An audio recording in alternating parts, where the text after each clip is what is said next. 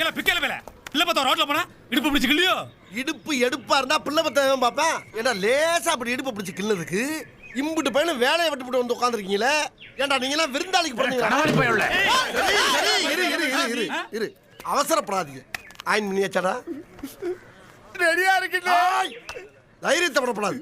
அசிங்கமா இல்லையா அண்ணனுக்கு ராஸ்கல்? சரியா? அந்த பிள்ளை லைட்டா இடுப்பு பிடிச்சிக்கிறதுக்காக உங்க வீட்டு பிள்ளையா நினைச்சு எல்லாரும் என்னை மன்னிச்சிருங்க. ஏண்டா பண்றதையும் பண்ணிட்டு எங்க வீட்டு பிள்ளையாடா நீ? அடிக்கடா அவனை. அப்ப ஸ்டார்ட் பண்ணுங்க.